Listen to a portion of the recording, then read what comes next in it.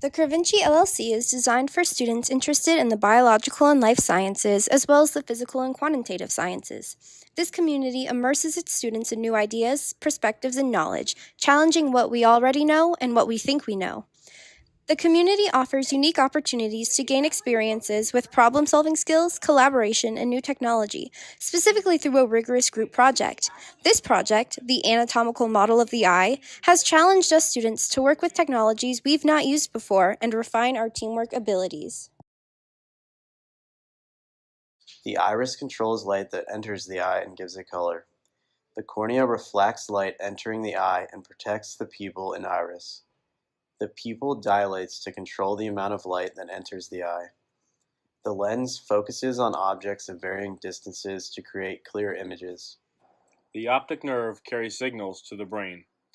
The retina is a tissue composed of rods and cones that turns light into nerve impulses. The vitreous body is a gelatinous substance in the middle of the eye behind the lens.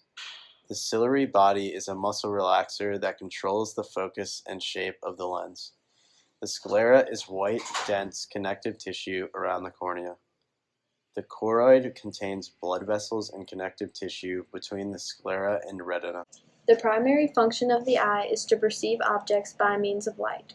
The eye also contributes to a person's depth perception as well as assist in balance. The pathway of light in the eye is as follows. Light first encounters the cornea upon entering the eye. The cornea then bends light to create an initial image. The cornea is surrounded by a dense tissue of the sclera, which is connected to the retina by the choroid. The light then passes from the cornea into the pupil, the dark center of the colored iris. After the pupil, the light travels to the lens. The lens focuses, aided by the ciliary body, an upside-down image on the retina, which transmits color. Once the retina detects the light image, it activates the optic nerve, which transmits light to convert the upside-down image to upright. The macula, located in the center of the retina, creates the sharp, clear image we see. About halfway through the completion of our project, Andrew came up with an idea to make our model of the eye our own. I was thinking that we might want to try to jazz up our project a little more and make it kind of our own project.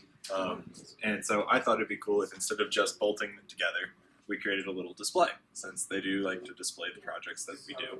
And this would look a little more spiffy. Instead of creating two standalone models, we decided to integrate the flow of light through the eye as well as its anatomy by placing the two panels into a clear, visually appealing display case. Though we were excited to pursue this new idea, we encountered issues with the communication of specific details of the new model to our project coordinator, altering our initial design to fit the information from the two models into an integrated view, and of course completing the final project before the due date. After collaborating, communicating, and reconfiguring our design, we were able to implement our innovation into a final delivery. It was exciting to see our hard work pay off.